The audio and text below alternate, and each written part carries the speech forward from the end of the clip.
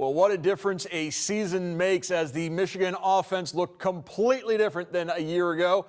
As we welcome in Brian Boesch from the Michigan Wolverines Radio Network. Brian, thank you so much for joining us. Always happy to do it, Mark.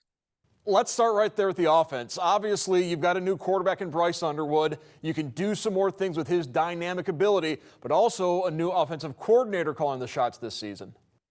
Yeah, I think it all came together against a New Mexico team that certainly played hard and had some big plays and represented themselves well out of the Mountain West. But I really enjoyed the balance that came from it. Obviously, there's going to be a ton of conversation around Bryce Underwood, understandably so. But Michigan did a lot of its success offensively on the ground, like they have during this recent run of incredible success. Justice Haynes with that big touchdown run on the first drive, he had a breakout performance. Michigan will get more from Jordan Marshall at times this season at running back as well. So Bryce Underwood did what he needed to do. He executed the offense, did a lot of good things. But Michigan was also able to stick to that ground and pound. Sharon Moore calls it the smash philosophy, which was a great debut for Chip Lindsey in blending the passing game with the running game. Yeah, I think that's an important point to make because obviously Justice Haynes, a huge game, 3 touchdown runs. But a lot of times it was almost as if the pass was helping to set up the run because New Mexico had to be a little more honest and the offensive line gelling maybe a little bit quicker than previous offensive lines have gelled in the last few years for Michigan. And so they're able to do both the smash, the run, but also Bryce Underwood allowed them to throw the ball more. Yeah, they kept it simple with Bryce early on, and that's smart. A true freshman quarterback. He's from the area. A lot of pomp and circumstance, a lot of intrigue about what he would look like in his first collegiate game. But you saw the arm talent, you saw the ability, and then on that 2-minute drive in the first half, the incredible dart to Channing Goodwin, who earned his way to that number 3 receiver position for Michigan with a great camp. It was an outstanding play call, an outstanding throw and catch, and that is the type of NFL throw that Michigan will probably lean on Bryce a little bit more each and every week.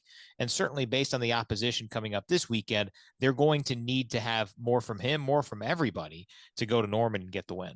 I thought another person that really stood out in that win was tight end Marlon Klein. Obviously, he had the touchdown catch, but also he had one of the key blocks that sprung Haynes on that first 57-yard run. And it's interesting, too, Mark, because he said earlier this week that the run block game for him wasn't at his best, even though he did have that tremendous block on one of Michigan's highlights. It's a cool story for Marlon. He's the first international-born captain in Michigan football history. He had his mom in attendance on Saturday against New Mexico. Obviously not very common. They still live in Germany, his parents do. So really a cool story, a good young man. And I mean, he outdid his previous career high in receiving yards by 50. Now, a lot of that is because Colson Loveland was here the last 3 seasons, but Marlon has an opportunity to do some special things, and week 1 was a great indication. Yep, Marlon Klein showing the global reach of football, the global reach of Michigan. They can go into Germany and pull out a tight end recruit. Now, before we move on to Oklahoma, one more thing to wrap up with the win over New Mexico. That was the second half targeting call on Jayshon Barnum. Nobody thought it was a good call on Saturday night, except maybe New Mexico. Sharon Moore said they're going to appeal it. They did appeal, and they did not get the news that they wanted to get. Perhaps more proof that the NCAA is out to get Michigan, as Barnum will be suspended for the first half of the Oklahoma game for a very questionable targeting call.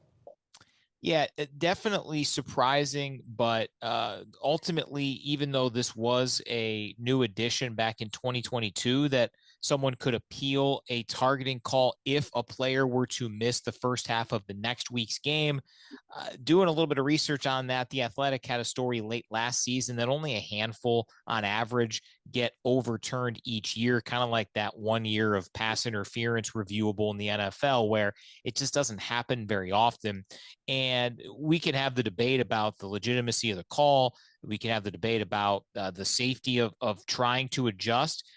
In my estimation, I thought Jayshon did a good job of trying to keep it as clean as possible. He just had a significant height advantage over the New Mexico quarterback. Obviously is what it is. Michigan did what it could. It didn't work out. And that provides some unique challenges, but The emergence of Cole Sullivan at linebacker. Ernest Hausman had an outstanding game. He was Michigan's leading tackler at linebacker on Saturday.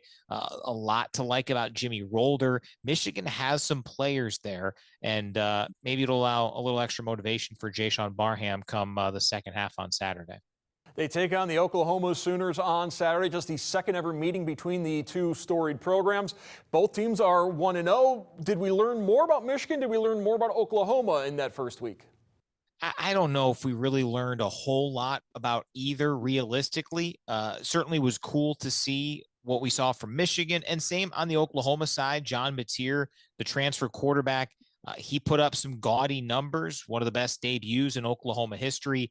But fans in Ann Arbor, fans in Norman, fans in the states of Michigan and Oklahoma, they all kind of felt that the true lessons, the true look into what this team and that team in Oklahoma will be is going to really revolve around what happens on Saturday night in Norman.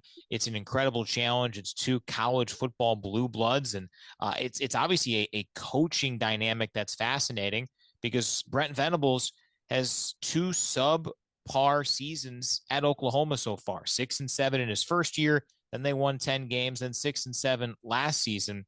You don't normally get many other mulligans as the head coach at Oklahoma. That's a proud program. So he's on the hot seat, and you've got a former Oklahoma Sooner who's leading his Michigan football team into Norman and Sherrone Moore.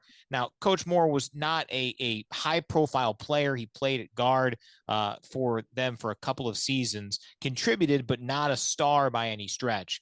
But he's a coaching star now, and it'll be really fascinating to see how he's received and how the dynamic is in Norman on Saturday night. That is certainly one of the subplots, as much as Sherrone Moore doesn't want to make it about himself. He said, it's about the kids, it's not about me. The fact is, it is his alma mater. The fact is, the university did arrange his suspension so he'd be allowed to coach in this game. And while he wasn't a star player for Oklahoma, he has a lot of ties to that current Oklahoma staff. A lot of those coaches were there. He played with a couple of those guys. So he knows this staff very well. Yeah, Kevin Wilson was the offensive coordinator back then. He's an analyst back with the staff now. Wilson was a head coach at Indiana, had some time at Ohio State, so he's back in Norman. Brent Venables was the defensive coordinator at Oklahoma when Coach Moore was there. And Sherrone has talked about frequently the impact that Bob Stoops has had on his career. And even if Coach Stoops isn't leading the program anymore, he still has his fingerprints, his presence around OU football. So it will be a fascinating dynamic. And I think it's going to be a really interesting crowd because, you know, if Michigan can get off to a good start in that game, I think Oklahoma fans are a little restless. They're going to be up for it. It's a new season. It's a new opportunity. But if Michigan comes in there and punches Oklahoma in the mouth, that crowd could be up for grabs a little bit, not necessarily in noise, but in booing, frustration, all of that. So I think the first 15, 20 minutes of game action in this will tell a lot about where that game can go and what the storylines could be down the stretch. Sherrone Moore called Oklahoma a complete team, a very fast team. What are the matchups that are going to decide this top 15 matchup on Saturday night? Yeah, I do think it's the quarterback duel and what Michigan can do against John Mateer. They've revamped that offense from a staff standpoint. Ben Arbuckle is a 29-year-old offensive coordinator. This was very much clear to Brent Venables. They had to get better offensively in order to keep his job, save it, all of it. Venables back to calling plays on the defensive side. If he's going out with him. And I feel like that defense is going to be pretty typical of what you expect from a Brent Venables defense. Offensively, I don't know if I can really tell you, Mark, because I do think they were holding back a lot against Illinois State week one. I think there'll be some unique wrinkles. This will be Ben Arbuckle's really first high-profile opportunity under the lights in Norman after a couple of seasons at Washington State. So I think like last week with some of the unknown that Chip Lindsey talked about with New Mexico, there's some unknown as to what John Mateer, Ben Arbuckle, Brent Venables have for Michigan offensively. So to me, I think it's what Michigan's defense can do against a potentially potent OU offense. under the lights in Norman. Michigan has won 13 straight night games. They'll try and keep that run going against Oklahoma. I want to thank Brian Boesch from the Michigan Radio pregame and postgame shows for joining us. Brian, thank you once again. You got it, Mark.